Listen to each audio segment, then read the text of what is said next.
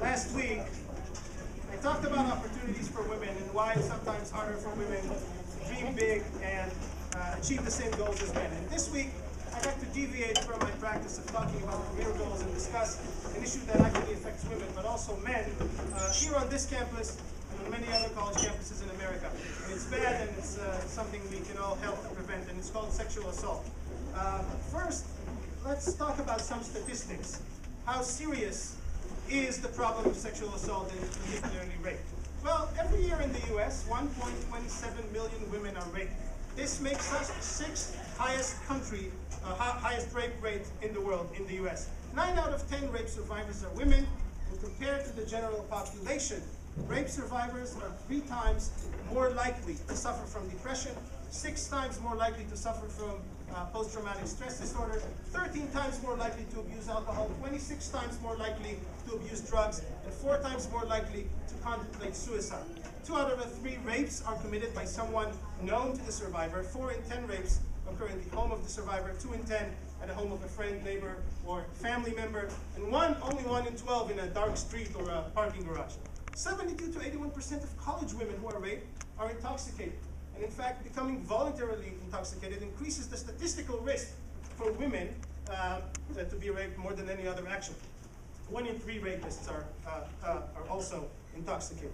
Also, women who are involved in sororities are 74% more likely to be raped than non-Greek women. Men in fraternities are 3 times as likely to rape than men not involved in Greek life. This is not saying anything about Greek life. These are just statistics.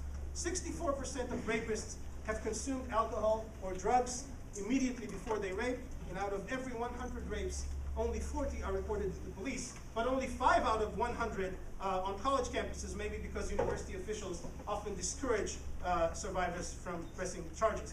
Of these, only 10 lead to an arrest, 8 get prosecuted, 4 lead to conviction. Only 3 actually spend a day in prison. So 95% of rapists, 97% of rapists actually walk free.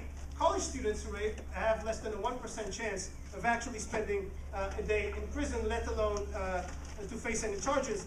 So most college students who are rapists end up going on and having a wonderful career, but the person who raped, obviously, their life is destroyed. Rape is therefore the least prosecuted and convicted violent crime, and the most common violent crime on college campuses. And that includes Ball State.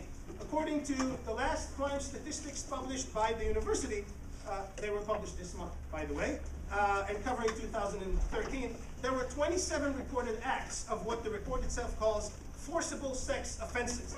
This means rape or attempted rape. I'm not really sure what non-forcible would mean in this context, but bearing in mind that on average only 5% of cases on colleges get reported, this would mean that the 27 would actually represent about 540 incidents of rape or attempted rape last year. That's 6% of the female population of undergraduate students at Ball State, and that's just in 1 year. This leads me to the most alarming statistic of all, which is 1 in 4 college students will experience rape or attempted rape by the time that they graduate college. I wonder, how much is it really 1 in 4? Well, if you're a woman who volunteered for this presentation, can you please stand up? All right, thank you. The women who are now standing up, yeah, everyone else, please look around you. Thank you. Yeah, this is what 1 in 4 women would look like if we applied the statistic in this class. What you're seeing here, that's a quarter of the women in class. These are not mere statistics. You know, it can happen to people you know, here and on campus, around you. It very likely has already happened to people you know. The question is, why is rape and sexual assault so rampant in our society? Why aren't more rapists actually going to prison? The main reason is that we live in what is called rape culture. Rape culture, we can define it as a reality in which rape is normalized and excused, tolerated, even condoned due to various societal norms and practices about sex and sexuality. In practice, rape culture is the objectification of women as sex objects, the tolerance and dismissal of sexist and offensive language men often use in public places, the assumption that women need to take all sorts of precautions to not get raped, blaming the victim. She was asking for it. She drank too much. She dressed like a slut, and so on. Failing to prosecute rapists and allowing college students who are rapists to graduate with distinction. And of course, the denial that this is an actual serious problem. If you want examples, here you go. Rape culture actually starts with advertisements and commercials. Belvedere vodka, one good example. Let's see, we have more. Dolce & Gabbana, right? Burger King, yeah. American Apparel, ooh, very nice. Yeah, this is just commercials.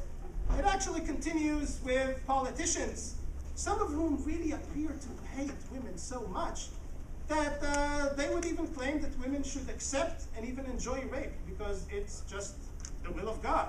Yes, when life begins with that horrible situation of rape, that is something that God intended to happen. The right approach is to accept this horribly created in the sense of rape, but nevertheless a gift of human life, and accept what God has given to you. If it's a legitimate rape, whatever that is, the female body has ways to try to shut that whole thing down. If it's an honest rape, that individual should go immediately to the emergency room. If you go down that road, some girls, well, they rape so easily. If it's inevitable, just relax and enjoy it, of course, if you're already there, right? The facts show that people who are raped, who are truly raped, the juices don't flow, the body functions don't work, and they don't get pregnant. Medical authorities agree that this is a rarity, if ever. I wonder who that person was consulted. Rape culture, of course, is also rampant on the internet. Here are some good examples you really don't have to look that hard. This story is all too familiar. Be responsible for your actions, ladies, before your drunken decisions ruin innocent lives, written by a woman. There's no justice in that place today. The girl asked for it and wanted it, in my opinion. They gave it to her, no crime. Yeah, that rape thing that's up in the news, it's bullshit. The girl was a whore and let the two guys finger her. It wasn't rape, and so on. And of course, rape culture is also widespread among the people who are supposed to protect us. That's the police. Another reason, perhaps, why so many survivors are not complaining. Some things that the police officer said. You dated a man 20 years older than you. Don't be surprised it happened to you. This is why we have underage drinking laws. This is your fault. If you hadn't been drinking, this wouldn't have happened to you. The nurses who did my rape kit, believe me, the officers didn't. Well, we asked him. He didn't rape you, so there's not much we can do. You can't have a drink with someone and expect this not to happen. And of course, rape would stop happening if women would just stop spreading their legs like peanut butter. Yes, that's great. And another good advice from an Oklahoma officer, if you don't want police to rape you, don't violate the law, don't break the law, and then they won't have to stop you while you're driving and rape you on the highway. That's a really good piece of advice. This happened like a few weeks ago. But the rape culture is also on our campus too. For instance, those images that are going to come up right now, they're all taken here, on this campus. The subjects are all Ball State students, and the images were shared publicly on a website called Ball State Fashions. It's a very popular Twitter page, followed by over 7,000 people, that has been instrumental in promoting rape culture on campus and in harboring rapists who tweet freely there about having sex with passed out women. So what can we do? There are more if you really want to see. So what can we do? I think, and I know my time is up, bear with me one more minute. We need to accept some basic assumptions and maybe start educating everyone around us about them. One, women don't actually get raped, men rape them. Two, rape happens because someone planned for it to happen, not because someone was asking for it. The rape survivor is never ever responsible for being raped, no matter what she was wearing or how much she had to drink.